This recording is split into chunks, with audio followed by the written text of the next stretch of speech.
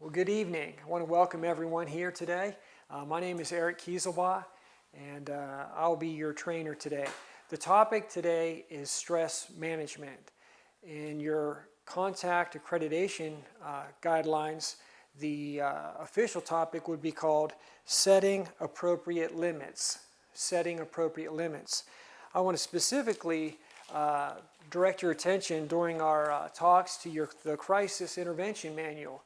This is your training manual that you'll be referred to periodically through all of your lessons, and this is what we're going to refer to here in a moment. A little bit about myself.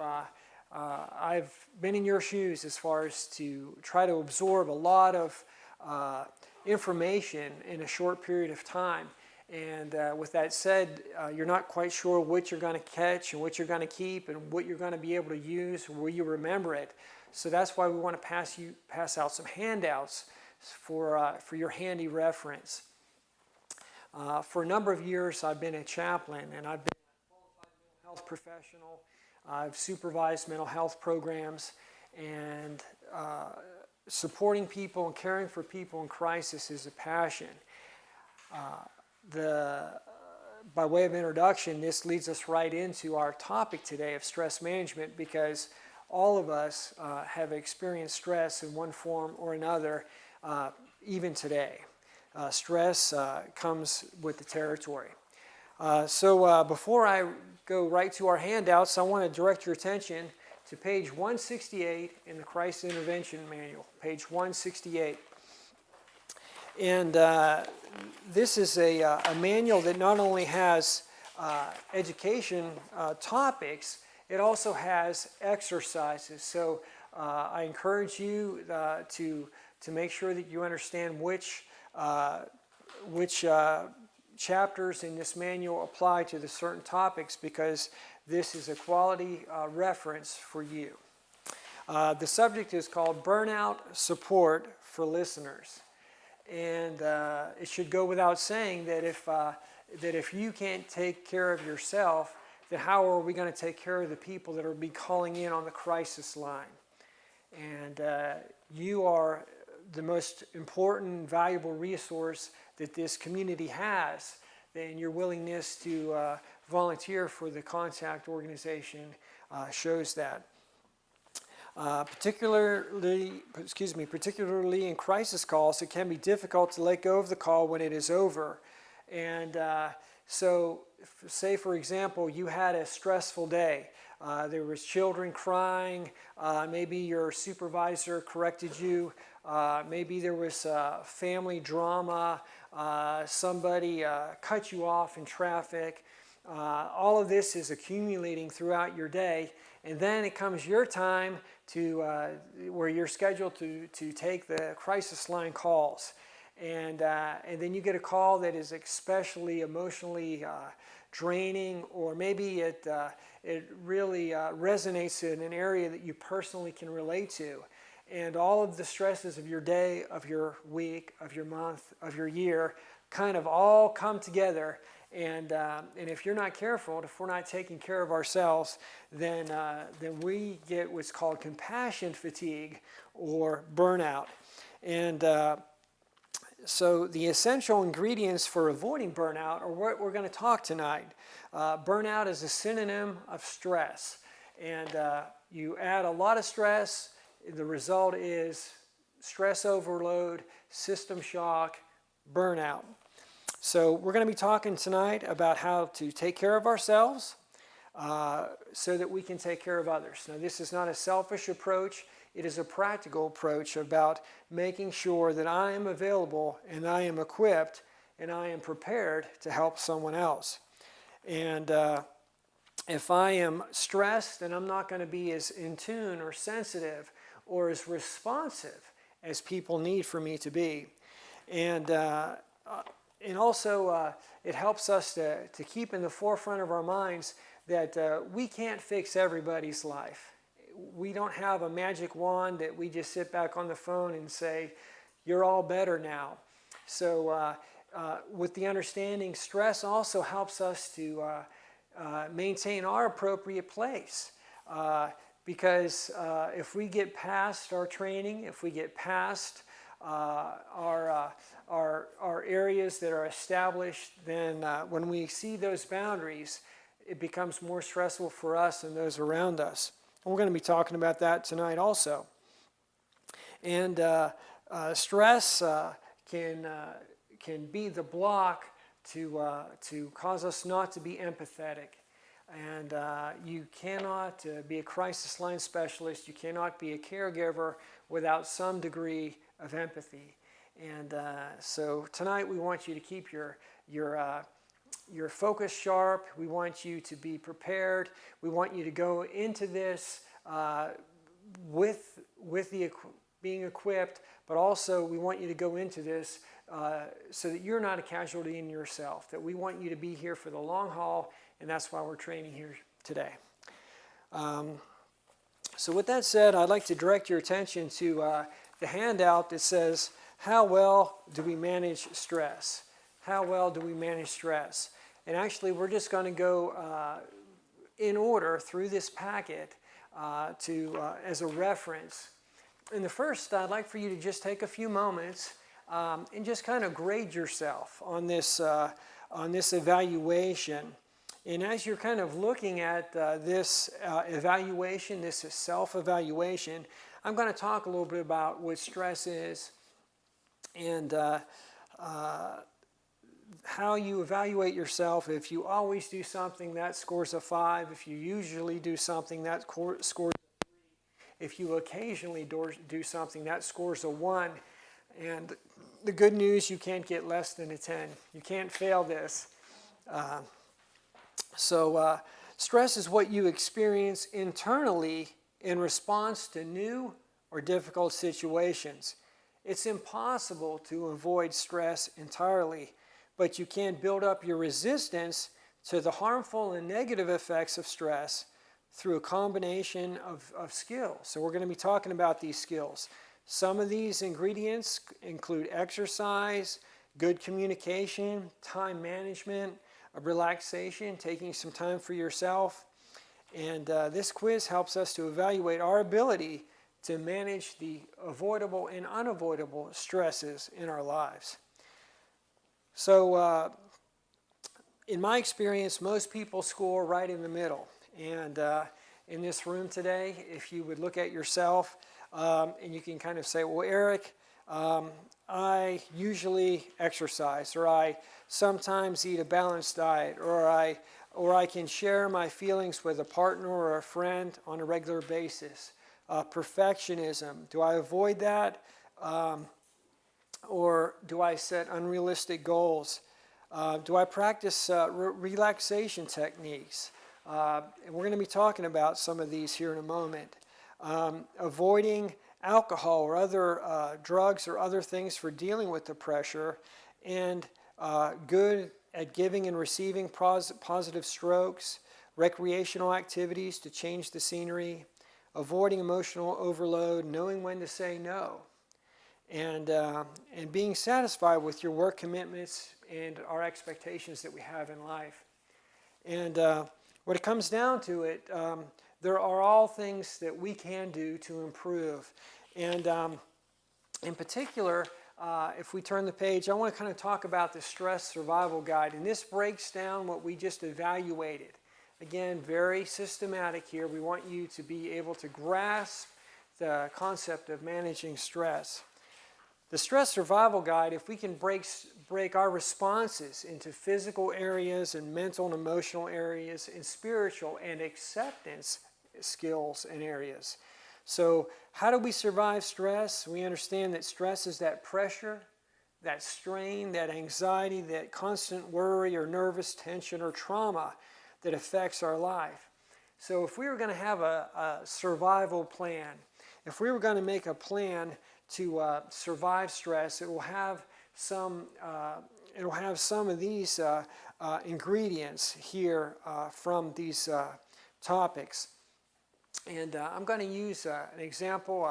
I have a new friend named Mildred, and Mildred, she just inherited $1 million, and she's so overjoyed. And the type of person Mildred is that she just takes that $1 million. She goes, you know what, I'm going to give something back to an organization that is dear to my heart. So she takes the rest of her contact class out for pizza. And so she buys everyone a pizza. She allows them to get more than one topic, because that's the type of person Mildred is. And then so Mildred has the rest of the $999,000 in change, and she says, you know, what should I do with this money? I want to be able to maintain my life. I want to live the rest of my life and maybe look after my family. And someone said that maybe she should get a racehorse, because after they win several races, then they can go out to a farm and have lots of babies. And then she can sell those animals, and she can keep making money. But she's maybe not quite sure how to take care of an animal, so she lets this $1 million racehorse stay in the barn, stay up all night watching videos, smoking Marlboros, carousing with the other horses. Let me ask you, how many races would that horse win? That horse wouldn't win too many races, would they? All right, if we wouldn't do that for $1 million racehorse, would we do it for a $100 dog, a $10 cat? What about our priceless human body? People will do anything. They'll pay huge sums of money to maintain the health of our bodies. And we have to take this seriously. And the first aspect of surviving stress is developing a physical plan. You have to be intentional in what we do. And this includes physical exercise, healthy nutrition, and adequate rest. Very simple things. But they are important to exercise, important to eat right. When you're under stress, your body craves comfort. So that's why we have comfort foods. Here in the South, we're very partial to that. But we have to be careful when we're stressed. We have to make sure that we give the body the best things that it needs, and not just what it's craving. And so managing our diet, healthy nutrition. Also stress, our body, when we're under stress, our bodies need more rest. It's just a practical issue that our bodies need more rest, because even if you're sleeping, that doesn't guarantee a good recuperative sleep. If your body is stressed, you're more tensed, you're more prone to grind your teeth, and you're not having a good rest. So it's important to watch that. If you've been able to survive for years on 4 to 6 hours of sleep, then all of a sudden you find yourself in a stressful period. Maybe a lot of stressors or events are happening, and you just find yourself exhausted and trudging through the day. Then your body's telling you that you need more rest. It's stress. The second survival topic is the mental and emotional skills that we need to develop. And these are practical also, like reading and learning new things. If, for example, if someone works in logistics at a trucking company, if they're working with traffic and dispatch and routes and maps, then instead of having a hobby that deals with trucking and logistics, they should maybe look at gardening or a topic that's not something that they enjoy doing, working with their hands, wood, mechanics, something that's outside of work where they can kind of recharge their batteries by doing something new, learning a new skill, developing a new interest. The second area is healthy relationships. Relationships have the ability to bring great support and encouragement, but they also can be devastating. They can be drainers. They can suck the life out of you. Just because you're in a relationship doesn't mean it's the best thing for you. So we have to develop and keep healthy relationships. It's just like anything. It just doesn't happen by itself. You have to work at it. Finding fulfillment in work. That means realistic expectations. Trying to improve your performance. If your supervisor's happy, then it'll be happier for you. Setting good priorities, This includes realistic priorities and trying not to bite off more than you can chew. Be positive and laugh often. Laughter is the best medicine, and having that sense of optimism, hope, you can bring all of that to the people around you. If someone's calling you on the phone, then you can be sincere and genuine and represent a positive perspective. If you're stressed and underneath it, and they're calling and they're down, and you say, "I know how it is. Life sucks. It's terrible, isn't it?" You're going to have to call the crisis line for yourself. So we need these mental and emotional skills. And the third aspect is spiritual. And these are acceptance skills. And before I define this a little further, I want to just give an example. Say in this room today you were very cold. That chill is causing stress to your body. So there's a physical response. You can put on a jacket. Or if you got very hot, you can physically adjust the thermostat. That's a physical response to stress. Mental and emotional, these are responses that you can kind of control yourself or manage yourself. If you're angry, you can count to 10. You can choose to do that. These are mental and emotional responses. A mental and emotional response is you've earned your vacation time, so you schedule that in advance and you take your vacation. Well, Eric, what happens if I can't afford to go to the beach? Well, then you make the beach in your house. You do something to get away from work so that you can recharge your batteries. You've made a choice, and this is something that's good for you mentally and emotionally.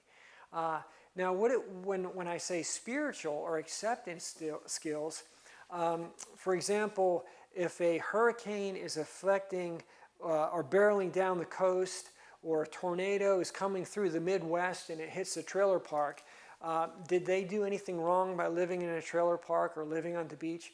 No, these are just acts of nature, and they come against everyone that lives in the wake of those areas.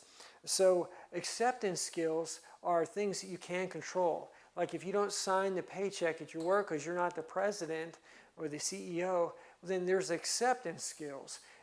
You just lived in that trailer. You didn't do anything to make the tornado mad at you. You were just affected by that storm.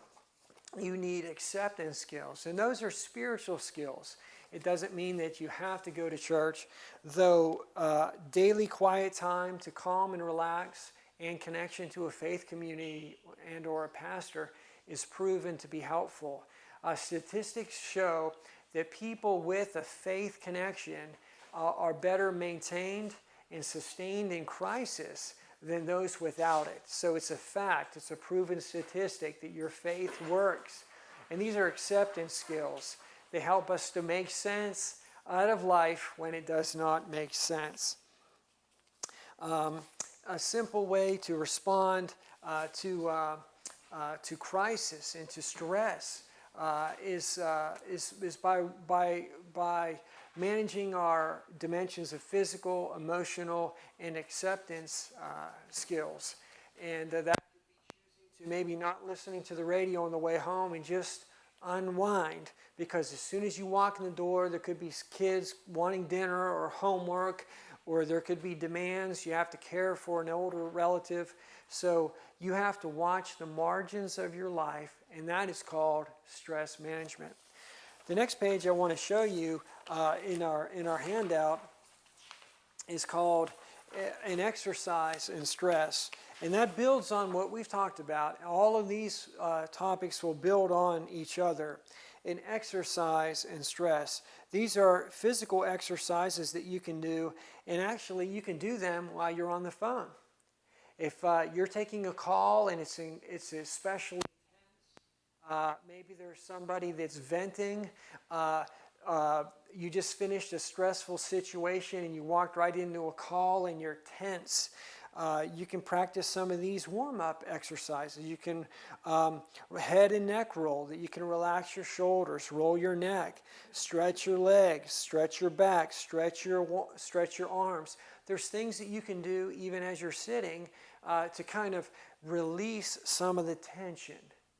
When a band is tense, a rope is under strain, under that load, if it snaps, it's going to hurt somebody. So we want to release the tension with this exercise.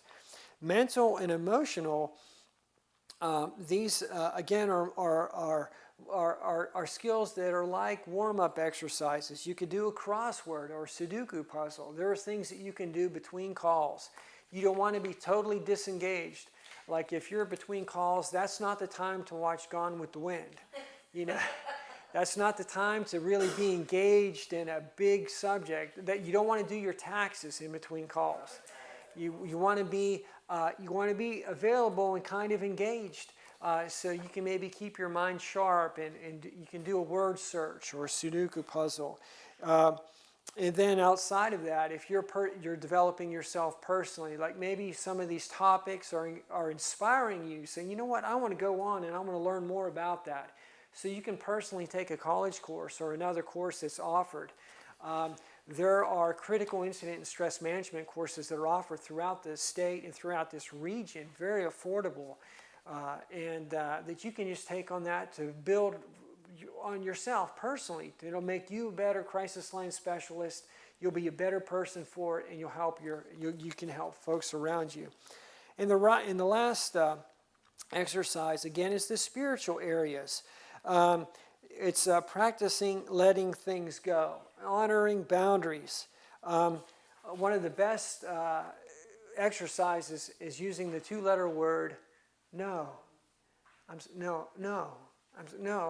And that's not being selfish, because we want to make sure that you're serving, that you're living. But another is to seek counsel. You know, that's why people are calling the crisis line, that they need some support. And I think caregivers are overlooked because they're so busy giving that they forget that they need someone to care for them. And that's personally very close to my heart. There's a quote that those who do not find time for exercise will have to find time for illness. So let's make sure that we take time to work the stress out. The next page we want to look at are really kind of shows the effects and the cause and the effect of stress. Again, stress affects each of us. It's an equal opportunity destroyer. If we let stress run rampant, it will destroy everything around it. Stress affects each of us in 1,000 unique ways. What could cause someone's stress, like say if someone is a manager, they're accustomed to working 60 hours a week, having million-dollar projects, being under the gun, working in caustic environment with presidents that can be ultra demanding, and that's their week. But other people, if they do more than 25 hours at a florist, if anything more than that, they're on overload. That doesn't mean one is stronger than the other, but stress will affect each of us uniquely. The literal definition of stress is to put pressure upon or cause strain to, and that can affect each of us differently, and we need to be sensitive of that. Stress can be a one-time event or can accumulate over time, and stresses are as varied as the people that are affected by the stress. And if we would ask why stress, that's one of those questions that will take us the rest of our lives to figure out, because life it has challenges. Life is tough. Stress will affect the weakest areas of your life. It's just been an interest to me. If as a caregiver for a number of years, if in talking with people and working with people that had stress, being affected negatively by stress, if someone had surgery in their life and they go through a hard time, I find often that that's an area that their life that they're, it kind of hurts again. They're sore. It's the weakest link. The chain will break at the weakest link. The metal chain will fail somewhere when it's placed under stress. And the roof will leak where it's structurally weak. A small crack can crack a foundation and widen and eventually cause a large and even well-built house to fall. A small crack can collapse a bridge. One little thread can unravel and cause a whole sweater to be ripped and torn and fray. And the shooting pain. That pain in your chest, was that something that you ate at lunch, or could that be a beginning of a heart attack? So these stressful situations can affect us. I think we have some handouts over. So we have to watch the weakest areas of our life, and that's why we have stress management. That's why we have the emphasis and the focus to manage the stresses in our life, because there is help and hope. It all starts with understanding. If we know that there's a potential problem, then that is half the battle.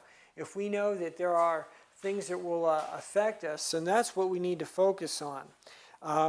So let's prepare. Let's prepare for the stresses of our life so that we can manage that. The next is secondhand stress, and this is very unfortunate. This is what damages more children. This is what hurts more employees. You're going to get a supervisor that's under stress because of his manager. He's going to just put it right down on you. Mom and dad they're having a hard time paying their bills. They're stressed.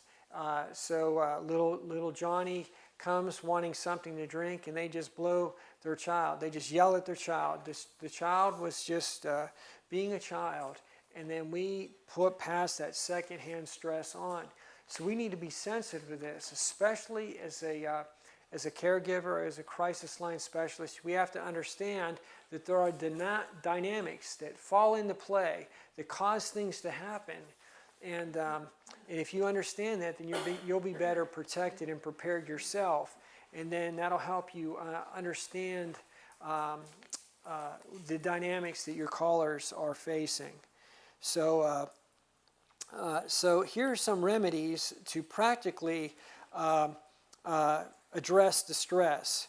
We can clear the air. We can take a breather, take a walk, take a deep breath, count to 10, count to 20. Take another deep breath and then speak. We have to remember, if we didn't like the stress when we got it, what makes us think that the people that we're going to take it out on will like it any more than we did, right? If you didn't like to be yelled at, do you think your dog's going to be will your dog like to be kicked? Well, probably not. If you kick that dog enough, it's going to become mean, and it'll bite those around us. And that's what stress does. It conforms and shapes and changes people into stuff that's not productive. And water off a duck's back.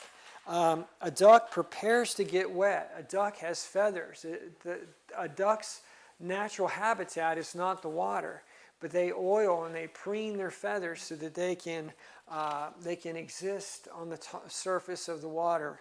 And we need to let this water roll off, and we need to prepare and take care of ourselves so that when the stress comes, that we can let that roll off our back. It's important that we don't pass it on.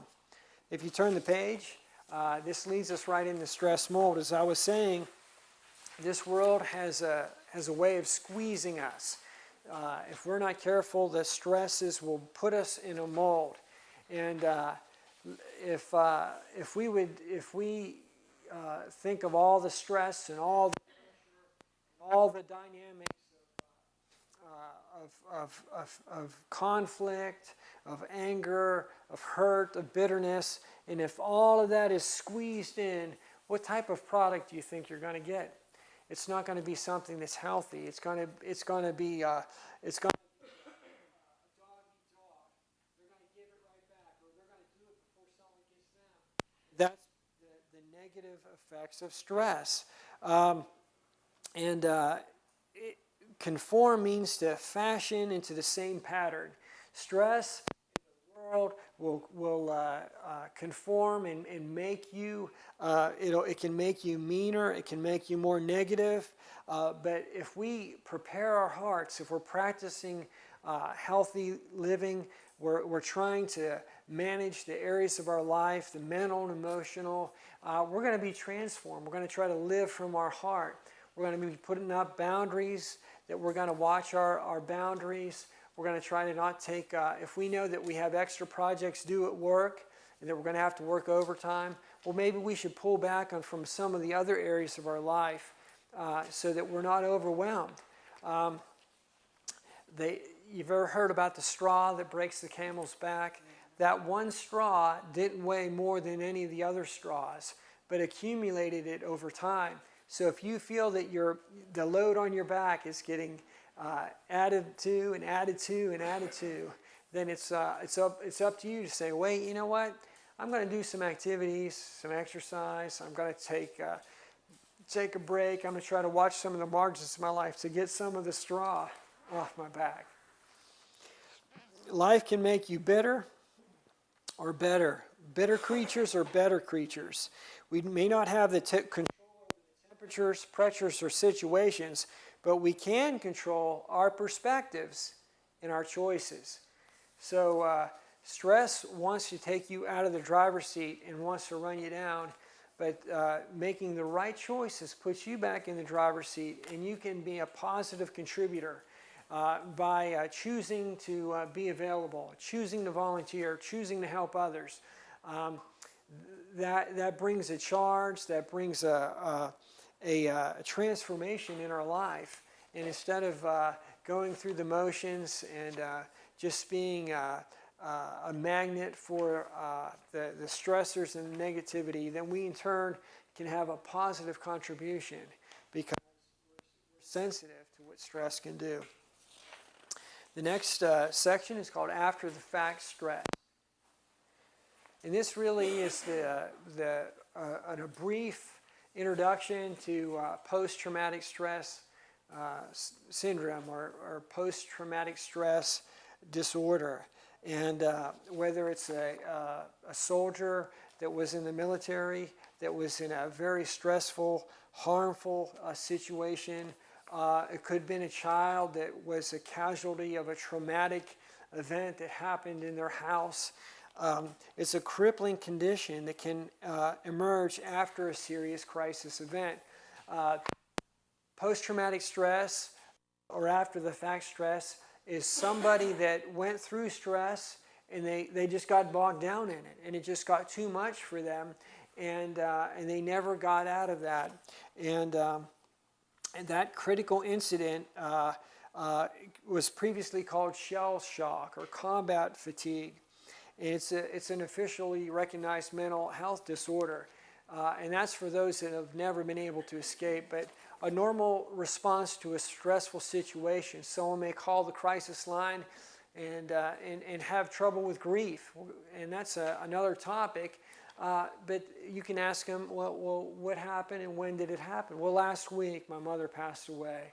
She was bedridden for a number of years, and that's normal.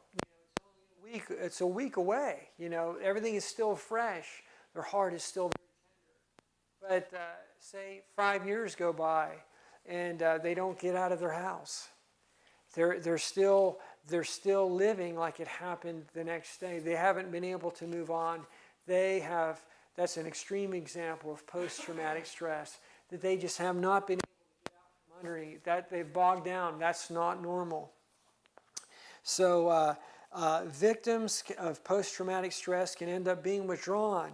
They may speak less or get easily irritated.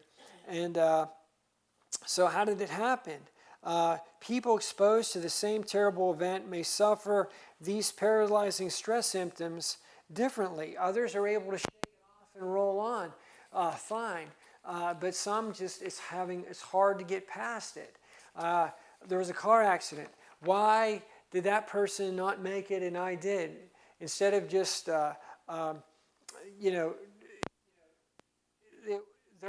affected even because they made it through and the other one did, or vice versa. Why did this bad thing happen to me and not to that other person? So all of these things filter, these experiences affect us, and if we're already under stress, then we are at risk for being able to stay trapped. After the fact stress is stress that accumulates, especially like if you have one event after another. Say you had some tension in your family, then there was a series of sicknesses or illnesses, then a surgery, then a layoff. Maybe it was even your husband or a spouse. Your job changed. All of this in itself are just isolated events, but when you put all these together and you have a hard time making it, this is after the fact stress.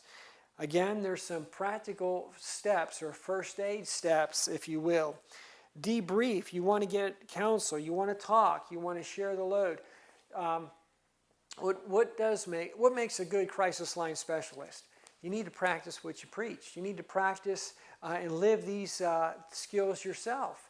You need to be making sure that you're reaching out, that you're allowing others to help you. You want to share and get help. Journal. Express your thoughts and your feelings.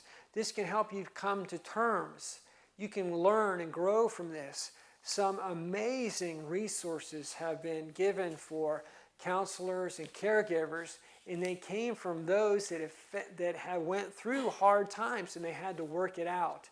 A funny example of that would be like the movie What About Bob? You know, at the end of the movie, that guy Bob writes a book about death therapy, and because he came to terms with his dysfunction, if you will, and he was able to write the story. So get permission, and then getting help, and then giving permission for those people in your life to speak to you if they observe that you're having a troubled time or hitting the critical mark. It's good to have people in your life like a pastor, a mentor, a spouse, a close friend to say, hey, are you doing okay? I see that you got a lot going on. I've just been kind of sensitive that, what normally, normally you let this roll right off your back, but you're kind of having a harder time dealing with this.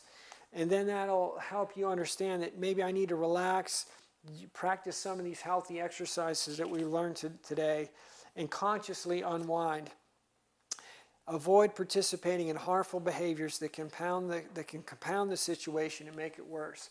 And that's another thing.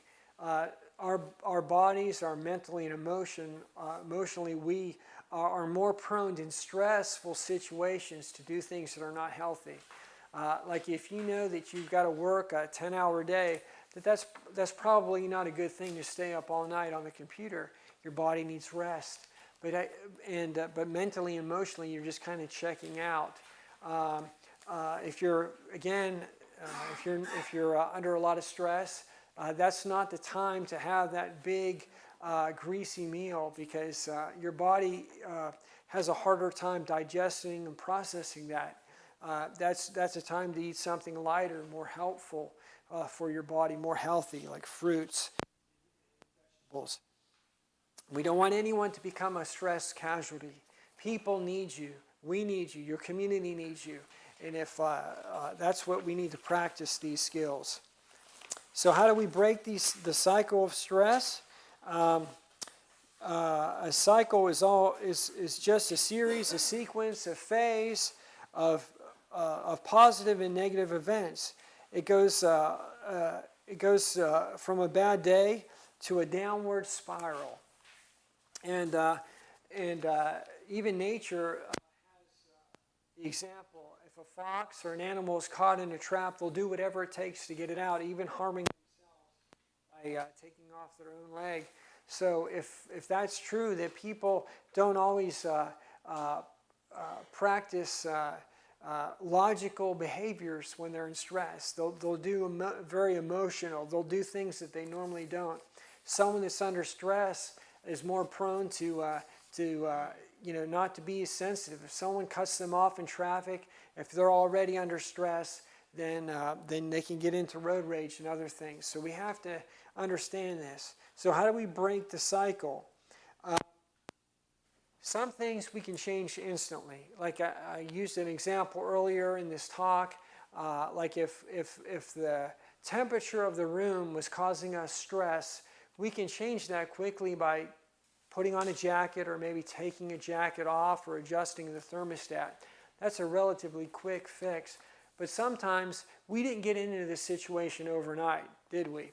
Or that person made a series of poor choices, or others made a series of poor choices that let that person get into that bind that they're in. And they can start the process of getting out of that stressful situation by planting seeds. If I plant apple seeds and if I nurture that ground, eventually I'll get an apple tree.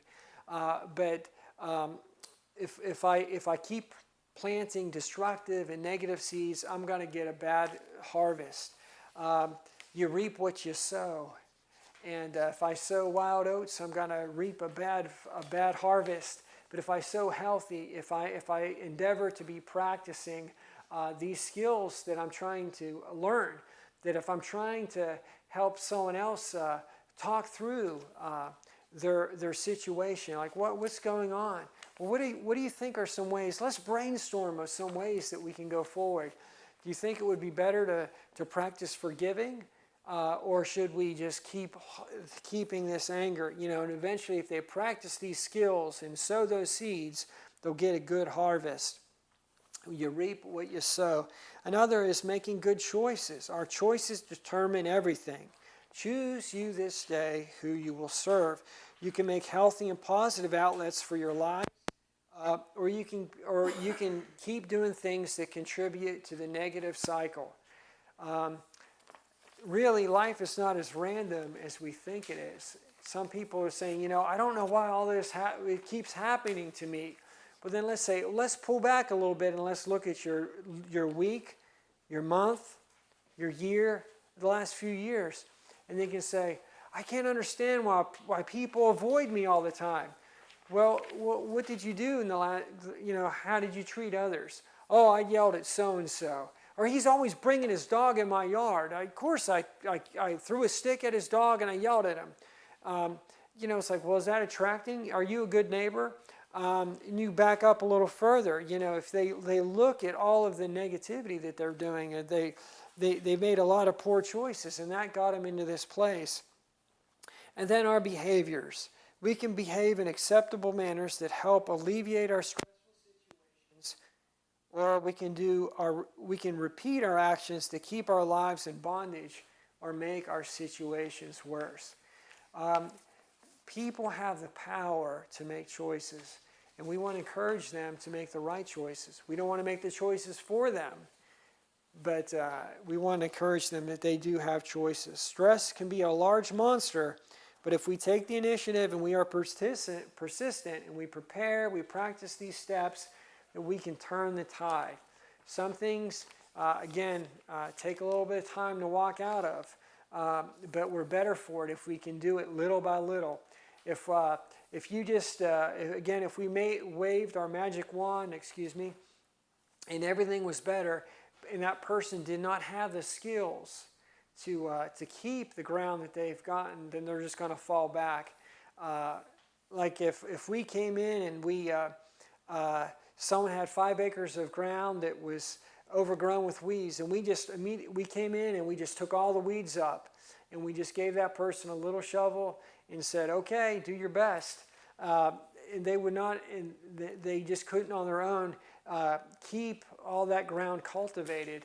The weeds would overrun it again because they just couldn't maintain that ground. Or if they only had a spoon, and that's 5 acres, that's a lot of cultivating, a lot of work.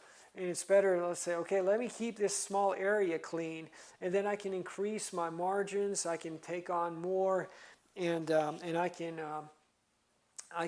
keep the victory, I can manage more. You know what? I've been able to hold it together, I can take on more responsibility. Some of the greatest success stories are actually people probably in this room that maybe you couldn't foresee in a certain time of your life, actually being a crisis line specialist where you can help someone else because you are the one that needing the help, but you've made choices to get you where you're at. So let's continue. We want to look at the stress bucket. Can you picture water sloshing over the rim of a bucket, a full bucket? The bucket increases in weight and is harder to carry when it is so full. The cumulative effects of stress are like an overflowing bucket. Again, water dropping in over time adds up and causes the bucket to be full. So how do we get the water out of the bucket? The Sabbath, take a day off. That's important. If you can't, take some time off. Share the load. Ask for help. Don't try to carry the burden alone. And that's hard. A lot of people are real, we're prideful, and our personal pride is not a bad thing, but when we don't want to get help from someone else, or we don't want to delegate, or we don't want to ask for help, then we're taking on too much for our lives. Unpack, unload the cart, make plans. Maybe we can look for opportunities to drain or to pour a little bit of water out of the bucket. So often in life, we look for the fixes that are. I want all of the stress out of my life. If I just hit the jackpot, I would have no financial troubles, and my life would be better. A lot of times it doesn't happen like that. It's overwhelming answers. There are a lot of little choices. We may not hit the jackpot, but what happens if we help manage our finances, our money, make better choices? You know what? Instead of doing that, I can maybe save a little bit of money. My car's acting up, and I can kind of prepare to maybe get that tire replaced or something. Instead of just looking for that quick fix, that we can make intentional choices to drain some of the water and put a lid on it. Realistically, we may not be able to stop all the stresses in our life from coming in, but we may be able to limit that.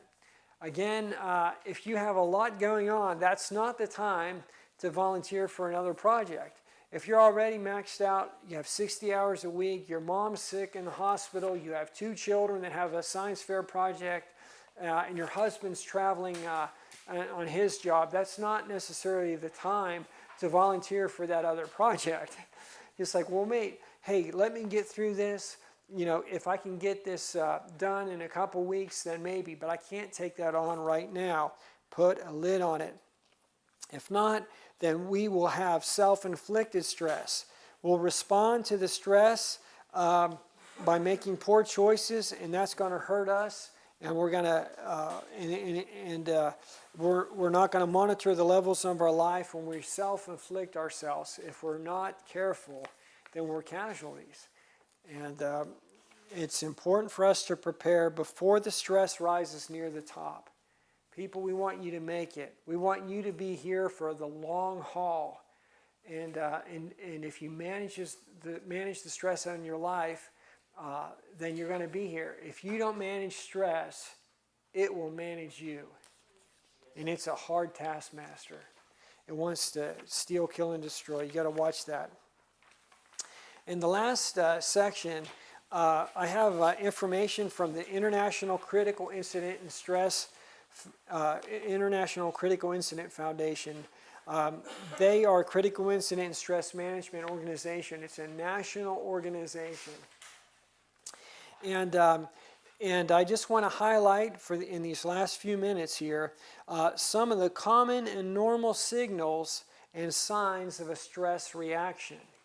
This helps us determine what is normal.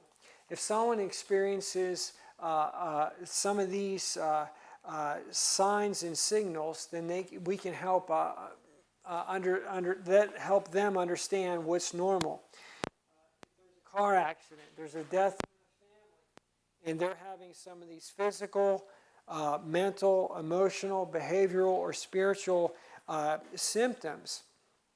Again, a traumatic event or critical incident or a stressful situation that is a normal situation, but that causes abnormal or overwhelming effects to our lives is called a critical incident. It's something that is a huge stressor. It is something that can be very harmful. And it's a normal reaction to an abnormal event, or an event that's just larger than we. So some physical responses, these are normal responses, are chills, thirst, fatigue, dizziness. It could be chest pains, headaches, grinding of teeth, difficulty breathing, muscle tremors. These are normal. What is abnormal, if this persists for a couple weeks after the event or a couple months, that's not normal. If they're just saying, hey, after this event, I'm just nauseous, I'm fatigued. When did it happen? Oh, it happened last night. Well, that's normal. I want you to know this is normal. This is a documented normal event. But if they're saying, well, if you find out, when did this happen? Well, this happened 8 months ago. And you're still dealing with this. As you talk to them, this is something bigger, that they may need an intervention that is bigger than a crisis line because they're bogged down on this. Mental confusion, nightmares, uncertainty, poor problem solving. I can't think at work. I normally could do this off the top of my head, and I have poor attention. They engage in poor and risky decisions, poor concentration, difficulty identifying objects or people, heightened or lowered alertness, blaming somebody. These are mental, again, if it just happened a week after the event, why did that person run that light? Why did that person? That's normal, okay? But if they stay in that pattern of blame and of nightmares, confusion, of hypervigilance, and they don't get past that after a period of months, that's not normal. Emotional, fear, guilt, grief, panic, anxiety, agitation, apprehension, loss of emotional control, that they're outbursts, inappropriate emotional responses. Again, these are common. In some cases, weeks or months pass before some of these reactions appear, but if they just persist, these are signs. These are symptoms that may need more medical evaluation. These have persisted too long. Behavioral. These are withdrawing or antisocial acts, change in social or speech patterns, increase in alcohol or drug consumption, change in unusual circumstances. What does that mean? If someone normally drinks one beer a week or a night, well, that's normal.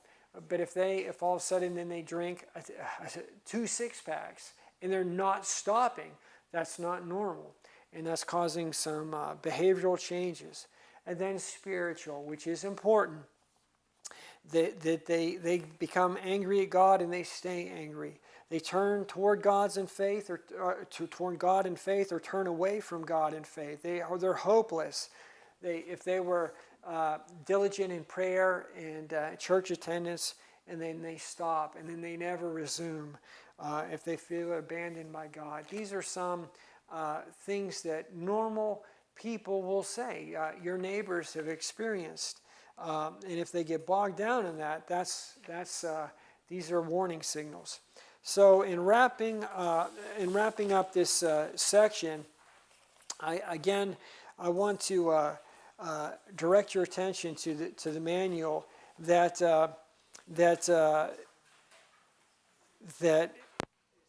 ingredients to avoiding burnout and avoiding the negative effects of stress. If you look at page 168.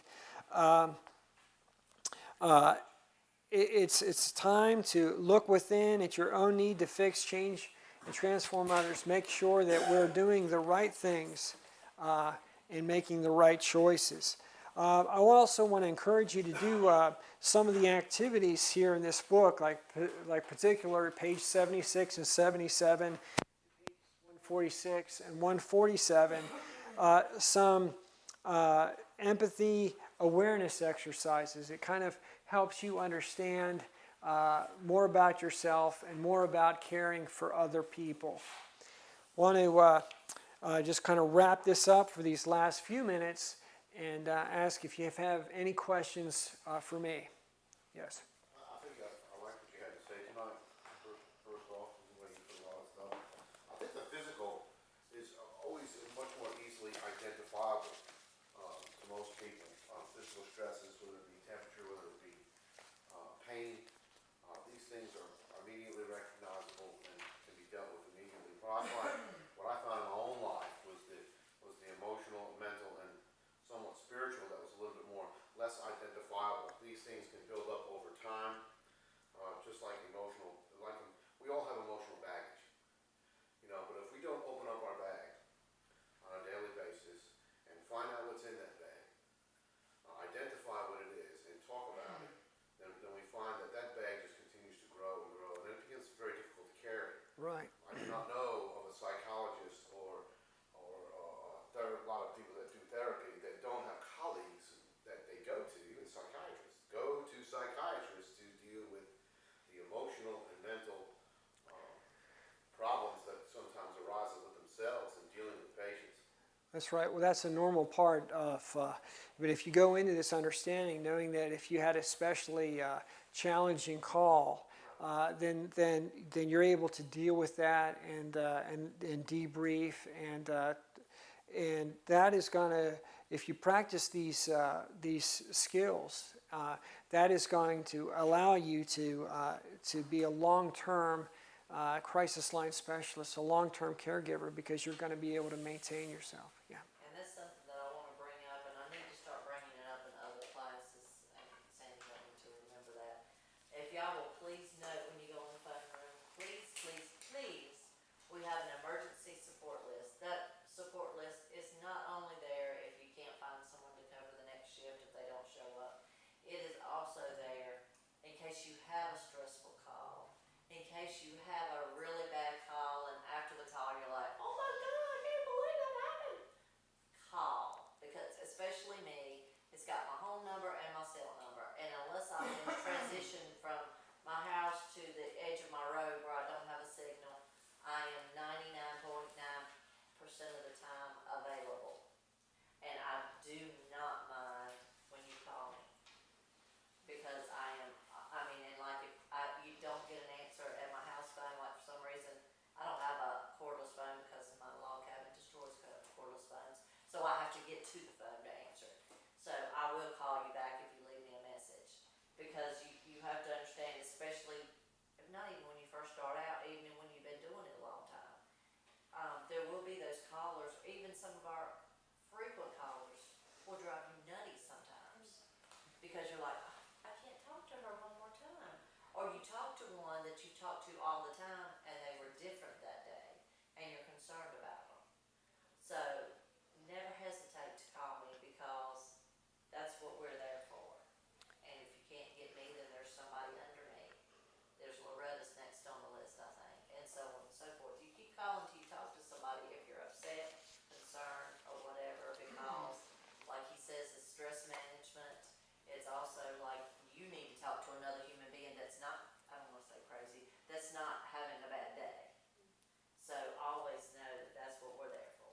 That's right. So stress management, the listener support, we want to care for the caregiver. So again, that you're not a casualty, and that's why implementing and managing the stresses of your life are just going to make you better for it. You're going to be able to exist throughout your week more productively, and then when it is time for your phone activity, that you're going to be more in tune, and you're going to be able to not be overwhelmed. In closing, I want to just close with an acceptance, an approach that we've learned from of Assisi. It's a prayer. Oh God, give me the serenity to accept the things I cannot change, courage to change the things I can, and wisdom to know the difference. All right, thank you for your time, and have a good day.